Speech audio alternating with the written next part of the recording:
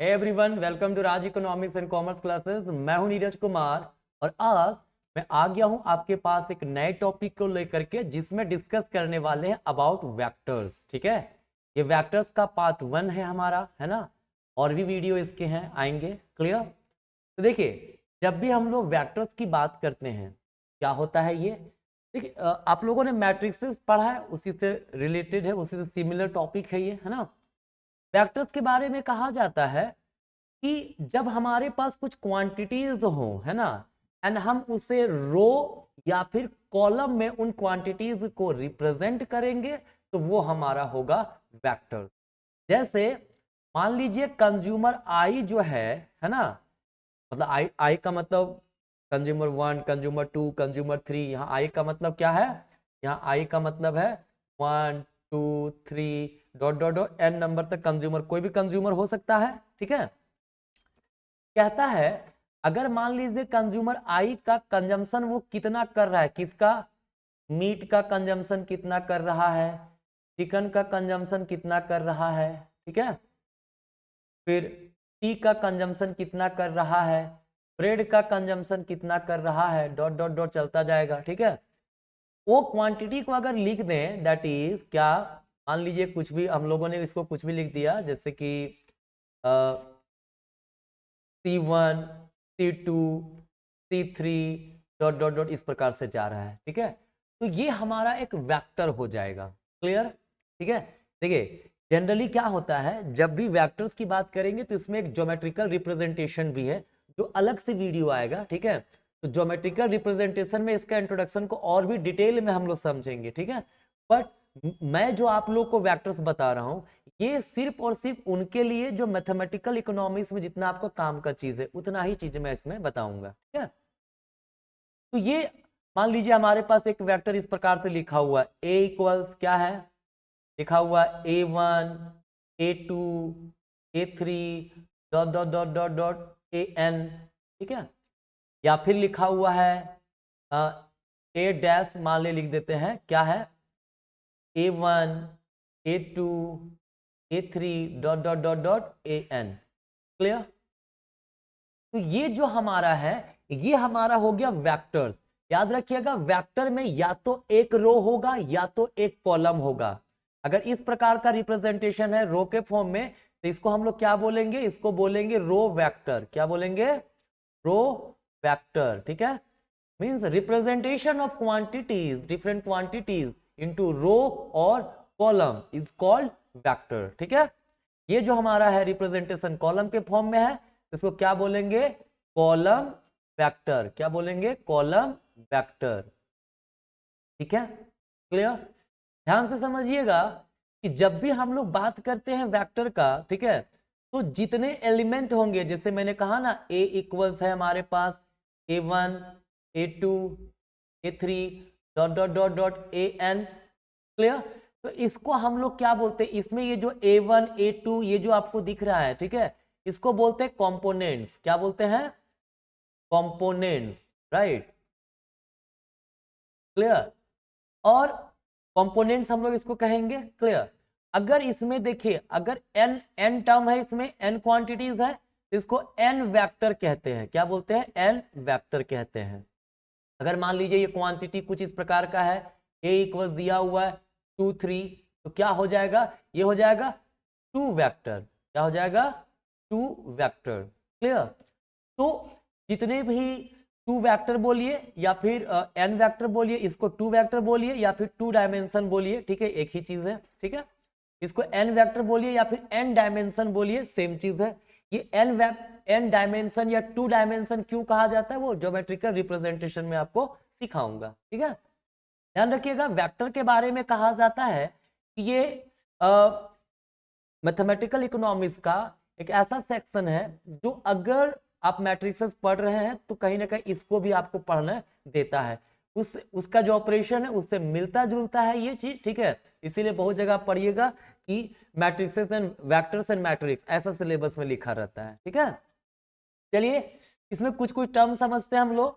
क्या है, operation of vectors. सबसे पहला बात करेंगे, कहता है 2n वेक्टर्स, मतलब हमारे पास 2 अगर n वेक्टर हैं, कौन कौन, a है और एक b है, वो तभी इक्वल होंगे इफ एंड ओनली इफ, सिर्फ और सिर्फ तब जब all their corresponding components are equal, मतलब उसके जो कोरस्पॉन्डिंग एलिमेंट है, मतलब ऑर्डर यहाँ पे इंपॉर्टेंट है, ठीक है। अगर कोरस्पॉन्डिंग एलिमेंट इक्वल है तो इसका मतलब हो गया कि वो दोनों इक्वल है। जैसे मान लीजिए ए इक्वल दिया हुआ है हमारे पास 1 2 5, ठीक है, बी दिया हुआ है हमारे पास 2 5 1, क्लियर। तो ये A is not equal to B, क्यों? सारे एलिमेंट तो जो इस A में है वही इसमें है, लेकिन हमें ऑर्डर की भी आवश्यकता है। पहला है एलिमेंट 1, कंपोनेंट 1, तो यहां पर भी 1 होना चाहिए। अगर ऐसा लिखें A बराबर 1 2 5 और B हम लोग लिखे हैं ये भी 1 2 5, तभी हम लोग A इक्वल B कह सकते हैं। मतलब ऑल द कोरस्पॉन्डिंग एलिमेंट जो है वो इक्वल होने चाहिए ही चाहिए, अदरवाइज वो इक्वल नहीं कहलाएंगे, ठीक है, क्लियर है। तो इस तरह का अगर आपके पास दिया हो प्रॉब्लम कि इक्वल वेक्टर किसको कहते हैं, तो हम लोग क्या बोलेंगे, अगर n वेक्टर्स हो, याद रखिएगा दोनों वेक्टर का नंबर ऑफ कंपोनेंट सेम होना चाहिए। अगर ये देखिए a हमारा 3 वेक्टर है, चूंकि 3 कंपोनेंट है इसमें, ठीक है, तो b भी हमारा 3 कंपोनेंट होना चाहिए, ठीक है, क्लियर। और उसके कोरस्पॉन्डिंग एलिमेंट इक्वल होने चाहिए, है ना। चलिए और क्या है भाई, अब है इसमें एडिशन। जब एडिशन की बात करेंगे, अगर हमारे पास दो वेक्टर है a एंड b, क्या है a एंड b, अगर ये दो वेक्टर है, क्लियर, तब a प्लस बी ऑब्टेन कैसे करेंगे, by adding each component of a to the corresponding component of a b। मतलब a का जो एलिमेंट है जिस कोरस्पॉन्ड में, मतलब जिस नंबर का एलिमेंट है उसी नंबर के एलिमेंट का b के कंपोनेंट के साथ हमें ऐड करना है। मतलब सही समझे, देखिए इसका मतलब है अगर a हमारे पास दिया हुआ है, मान लीजिए ये 5 6 7, b दिया हुआ है हमारे पास 6 2 8, ठीक है, ऐसा है, clear.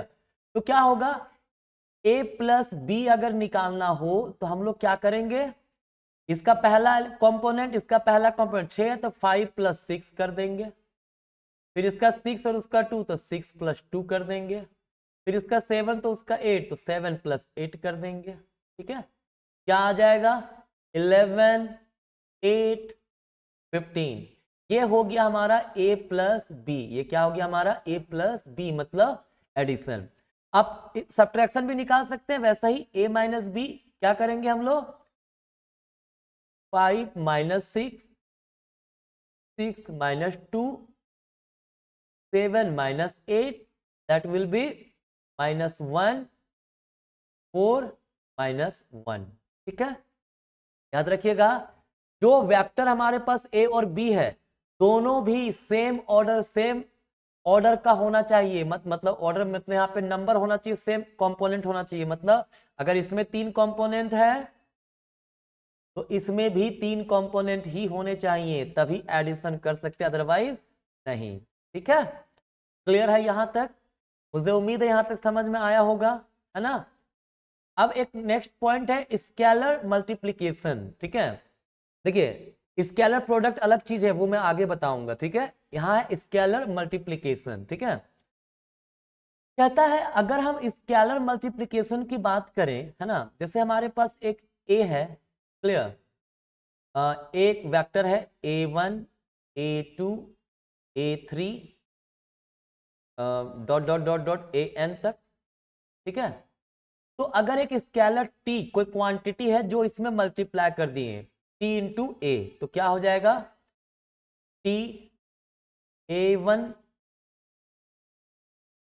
t a2 t a3 dot dot dot dot t an, मतलब जितने भी कंपोनेंट हैं सभी कंपोनेंट के साथ उसे हम लोग मल्टीप्लाई कर देंगे। कोई भी स्केलर जो होगा अगर हम लोग टी ए कर दिए है मतलब वो स्केलर हर कंपोनेंट के साथ मल्टीप्लाई हो जाएगा, ठीक है। This is called scalar multiplication, ठीक है। चलिए अब इससे रिलेटेड कुछ प्रॉब्लम्स है उसे देख के हम लोग सॉल्व करेंगे। पहला है ये 3xyz प्लस 5 इतना बराबर इतना, मतलब ये जो है हमारा ये किसके इक्वल है, इसके इक्वल है। तो एक्स वाई जेड का वैल्यू निकालिए। तो क्या होगा, सबसे पहले स्केलर मल्टीप्लाई करेंगे 3 इंटू क्या है एक्स वाई और जेड प्लस कितना है 5 इंटू -1 2 3 है ना, इक्वल कितना है 4 1 3। क्लियर, यही है। तो 3 को पहले मल्टीप्लाई करिए सबके साथ, क्या होगा 3x 3y 3z प्लस -5 10 15 5 को मल्टीप्लाई कर दिए सबके साथ, इक्वल्स कितना है 4 1 3। क्लियर, दैट इज क्या हो गया 3x, अब प्लस है तो 3x, अब क्या बोले थे कोरस्पॉन्डिंग एलिमेंट के साथ सम करेंगे तो 3x प्लस -5 हो जाएगा, 3y प्लस 10 हो गया, 3z प्लस 15 हो गया, इक्वल्स क्या है 4 1 3। क्लियर, ये क्या होगा, अब देखिए इक्वल में क्या बोला था मैंने, corresponding element equal, corresponding component जो है वो इक्वल होना चाहिए, मतलब 3x - 5 इक्वल्स 4 हो जाएगा। ठीक है, फिर 3y प्लस 10 इक्वल्स 1 हो जाएगा, फिर 3z प्लस 15 इक्वल्स 3 हो जाएगा। ठीक है, करस्पॉन्डिंग एलिमेंट सारे इक्वल है ना, यहाँ पे इक्वल का साइन है, मतलब करस्पॉन्डिंग एलिमेंट दोनों वेक्टर का इक्वल है। क्लियर, तो क्या हो जाएगा यहाँ से 3x इक्वल्स 5 उधर जाएगा, प्लस हो जाएगा 4 5 9, तो x इक्वल्स कितना हो जाएगा x इक्वल्स 3 हो जाएगा। इधर क्या होगा 3y है, 3y 10 उधर चला कितना बचेगा -9 बचेगा, तो y इक्वल्स कितना हो जाएगा -3। अब अगर इधर हम लोग देखें z का तो 3z इक्वल्स -12 हो जाएगा, क्योंकि -50 उधर जगह 3 में माइनस हो गया तो -12 आएगा, z इक्वल्स -4। क्लियर, तो ये हमारा x है, ये हमारा y है, ये हमारा z है। इसमें हमने स्केलर मल्टीप्लिकेशन भी देख लिया, एडिशन भी देखा और इक्वालिटी भी देख लिया।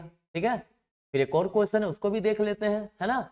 कह रहा है a इक्वल्स कितना दिया हुआ है, a इक्वल्स है हमारे पास 2 - 1 है ना, p इक्वल्स है हमारा ये मैंने बताया था रो या कॉलम दोनों फॉर्म में हो सकता है। a प्लस b निकालना है, कैसे निकालेंगे भाई, कोरेस्पॉन्डिंग एलिमेंट को ऐड कर देंगे तो 2 + 3 हो जाएगा, इधर -1 + 4 हो जाएगा, कितना बचेगा 5 और 3, a + b आ गया।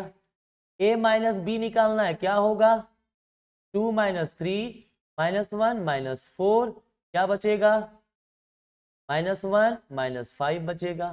ठीक है, फिर क्या है 2a + 3b, तो मतलब 2 × 2 - 1 + 3 × 3 और 4, क्या होगा स्केलर मल्टीप्लाई करेंगे तो 2 2 जा 4 -2 + 9 और 12। ठीक है, क्या हो गया 4 9 13 आ जाएगा, 2 और 12 10 आ जाएगा। क्लियर, और एक और है निकालना है आपको, यहाँ पे क्या है -5a + 2b, इसका मतलब -5 × 2 और -1 + 2 × 3 और 4 है। ठीक है, मल्टीप्लाई कीजिए कितना होगा -10 +5 + 6 और 8, क्या हो जाएगा -10 + 6 -4 आ जाएगा, 5 और 8 कितना हो गया 13 हो गया, ये आपका आंसर आ गया इसका। ठीक है, तो इस तरह से इजिली हम लोग फैक्टर्स का जो भी प्रॉब्लम्स है वो सॉल्व कर सकते हैं। राइट, ये था आज का, अभी तक मिलेंगे नेक्स्ट वीडियो में, धन्यवाद।